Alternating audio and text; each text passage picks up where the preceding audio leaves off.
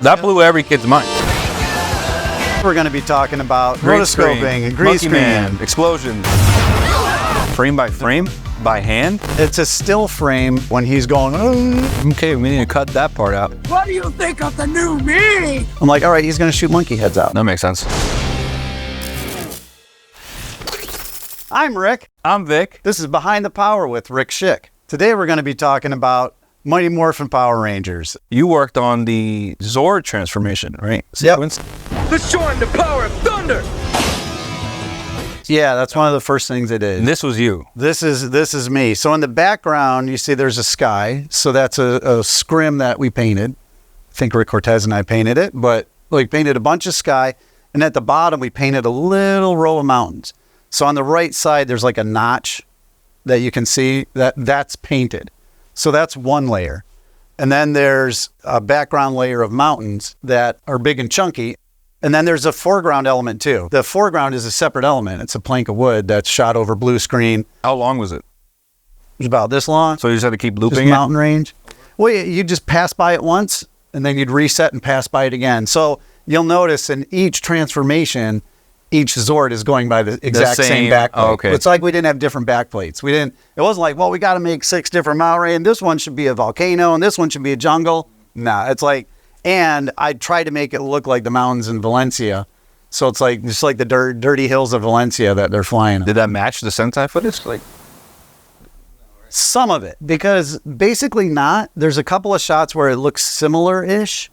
And then there are some of the mountains that are very rolling, like very up and down rolling mountains that look nothing like this. But I didn't know. I didn't see that footage before we started to make this. So I was just told, make a mountain range. And I'm like, well, they're shooting in Valencia. I'm going for like California giant mountains. Did you not make more of the different mountains because of budget? Or was it like, well, yeah, I don't want to do it? No, it was, we need a mountain range about this long. So you make it like, I don't know, 6 feet long or whatever it is. The mountains are shot with the sky in the background. So there's already parallax because they're at different distances from each other.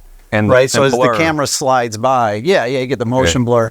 The dust is a separate element that we shot over black. When you're keying things, if you're like keying a green, like you always see a green screen or blue screen, you can basically pick that color, but also you can do something called the luminance key, where you pick what you want to separate based on brightness. Based on brightness. Okay. So for like dust going by, that's mostly going to be bright, like a light bright brown, or just whitish. You put that over the same black dust for every Zord too? Yeah, I'm sure probably. So to break this down, you shot the sky, the rolling mountain in the background. Yep. By itself. That was one element. Yep. Okay, and then the Zord was on green screen. Zord we shot later. We shot all the background stuff and the foreground and the dust. That would have been one shot in like one sort of area. Okay. With like setting up a blue screen in between the pieces. And then over to the side, we shot the puppets. And that's where I'm like under a table. We had a table set up. So there was a black table with 2 rods because we knew one of the puppets was going to hang. The Dragon Zord was going to have to hang from wires. So there are 2 rods that we would string something to hold up the dragon puppet. But then everything else, the puppets were on these wooden blocks and we would secure them to the table. Were they tracking too? No, they don't need to try. They're just sitting there. And you never see them touching the ground. So that's just sitting there. Yeah, that one was hanging. You just add like just like a little bit of a little bit of swingage like this. Swingage. Yeah. Technical term. Nice. And then to hide one Zord turning into another Zord. Yes. You did like one of those Lucasfilms morphs? Yeah, it would have been like elastic reality, I think, back in the day. And that's something that I had no idea how to, I wasn't on the box doing effects like that yet. So like I made this stuff and then I was there for the shoot and I did the puppeteering. Everything was mounted on a wooden box unless it was a flying one, unless it was a flying Zord. So these would attach onto the table and there'd be a hole so that we could, these the rods or whatever the controls would come through the bottom of the table. So we'd be under the table and we'd have a little monitor for us so we could see what we were doing. We're like, because I can't see it when it's above my head. And it stood still. And it stood still. And we just shot it on green screen this was shot on green screen. And there's there's wires here to help move the head when the butt goes up, but things have detached over the years. And this is a so model that you sent from Japan. Exactly. Is it? No. No. I'm totally lying. Everything's a lie. So this was a toy that I bought in Santa Monica on a 3rd Street Promenade. There was a specialty toy store that had toys straight from Japan. What happens if the Japanese toy store didn't have them? Then we go to the next step. Oh, okay. It's like, Saban, maybe you have to buy the toys in Japan and bring them And to ship them over? Okay. But that'd be less expensive than shipping the models. So then this half looks clean, this half looks dirty. So this side, you can see it's still toy side. We didn't have to paint it up. But this side, we try to distress it, make it look like metal, not, shiny That's plastic. crazy, 'cause It's it dulled looks- down. It looks just like, Does it? it doesn't look like a toy in the footage. Well, that's great. It's very kind of you to say. I'm just saying, it doesn't look like a toy. It looks like it's like a prop. Like, See, and I think like when you're Like a looking model. at it with kids' eyes, yeah, I totally get that. I mean, I'm not a kid anymore, but it still, but still, looks like. but you it had still the looks kids. good. But when you first had that, like, Oh yeah, as a kid, I'm when still this crazy happened, in love with this blew my mind Clash as a of the kid. Titans. Yeah.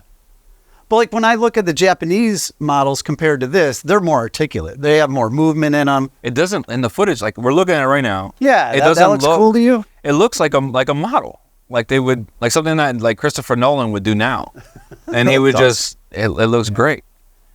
So they did the lightning to hide the morph. Oh yeah, totally. God, so they still did the morph. Well, plus frame you by need frame. lightning. Yeah, I mean, well, the morph would be like you'd set a beginning shape and an end shape in the morph, and you like pick points that you want this point to go to that point. Try to keep like the head on track, but it was still fairly rough morphs back then.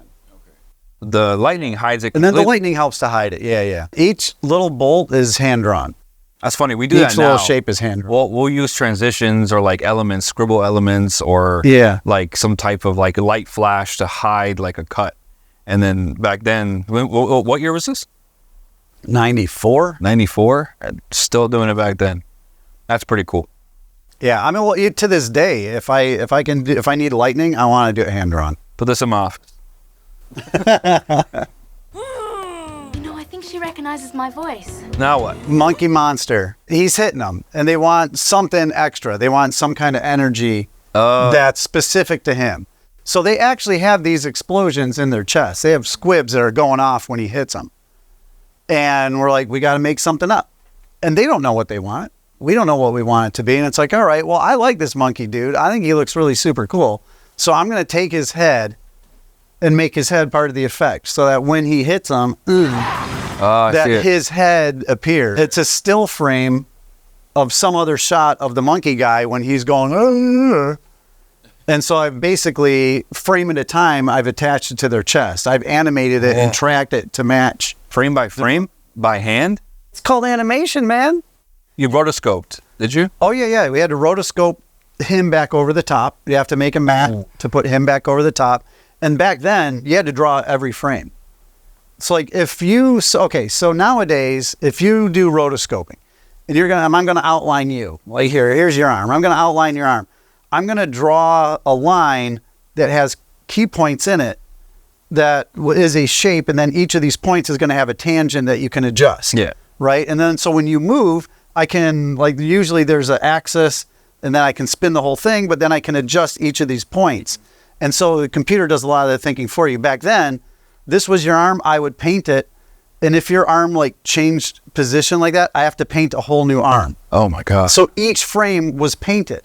Now, if it was just this part of your arm, I could take that one shape and move that one shape, but I couldn't really adjust that shape because it did not have a separate outline associated with Frame by it. It was frame? just black and white. It was a Hicon.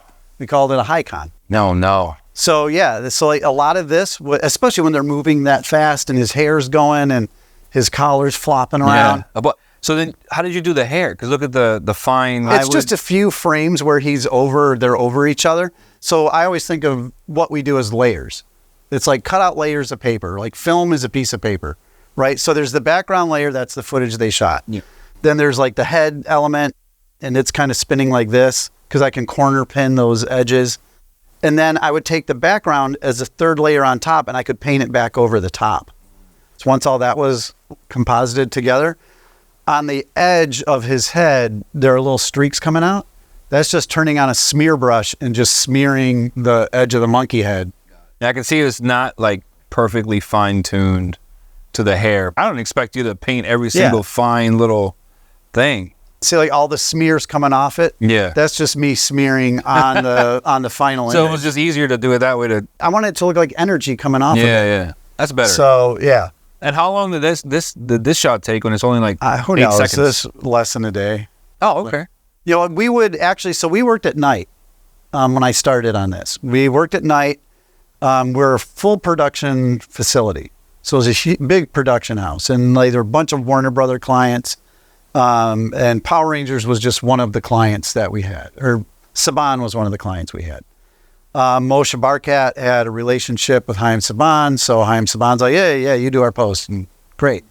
So because we're a full post house, during the day, there'd be, different entities would come in and be in different edit bays, doing TV shows, doing movies. And at night, we were just, we were like the misfits, running around doing whatever we needed to do. On the hottest show for kids right now that's taking over the world. This is more fun than a barrel of monkeys! This is the same guy, and it's his monkey heads going out and hitting the Rangers, right? They just have explosions. They need some energy to connect his hand to the Ranger falling, right? Because he's blasting them. And so since when he punched him, he did the monkey head. I'm like, all right, he's going to shoot monkey heads out. That makes sense. And then if you look at his hands from the side, I drew a gorilla, and then I added a glow and added an outline and the eyes yellow. I don't think any kid realized that. Right, exactly. But it was for me. It's like, all right, I'm sticking with the monkey gorilla theme, and the edge of the monkey head, like it's very sharp because I think I probably didn't know about motion blur, and I wasn't trying to emulate motion blur. There might not have been a motion blur at the time. You had it shoot out of his hand, and then it went and matched up of where the line up with the timing of the explosion. Okay, and then it blasts the Power Rangers away. That's pretty intricate for a kid's show. Well, we want it to make sense. Yeah, as much sense as we can. I always love how they just jumped. Yeah, totally. Out of pain, and then the Pink Ranger's just twirling around. So wait, explain to me how the mat works because Okay. I understand green screen. Right. Is this like a Luma? Exactly like Luma Key? That's exactly how you should think of it, as a Luma Key. Okay, so I'm thinking a frame of a gorilla. Frame of a gorilla. Okay. Yep. You put this mat over it. Everywhere black disappears and everywhere white stays. What would make the black disappear? The software? It's called multiplying. You'd call the monkey head unpre-multiplied. Okay. And then when you apply the math to it, then the 0 disappears and the 1 stays. And then anything that's gray along the edge, it's like 50%, 25%, 10%. Okay. It's like a soft fall off. So that's what the multiplying is. And I learned that years later. Like I just assumed that, like, it just cuts it out. What's the benefit to that versus doing like blue screen, green screen? Well, we had no blue screen. Blue screen or green screen, you're shooting with a person. Okay. So this is just, I'm in the computer only. So I'm just going to do black and white. And it's high contrast. It's about the contrast for separating it. For blue screen, it'd be like picking something, and then it picks the map like of an the alpha blue. mat now. We would use an alpha. But even if you do a blue screen or a green screen, you're basically making a Hicon. You're making a mat that's black and white. Yeah. You don't always see it. What do you think of the new me? Thanks for listening to us jabber about rotoscoping, green screen, Man, Power Rangers, explosions. Isn't that awesome? And model making, right? Yeah, I loved it. Yeah, it's awesome. I'm taking it home. We have more coming. We have more Power Rangers. We have more non-Power Rangers. We have more Saban. We have more non-Saban. We've got everything, man. Green Lantern. I'm We waiting got for that Green one. Lantern. Got Spider-Man. Spider-Man failure story. It's one of my favorites. Tell them to subscribe. Subscribe me. Like me. Smash me. Wow. What are the things we do? And What do you do? Hit it.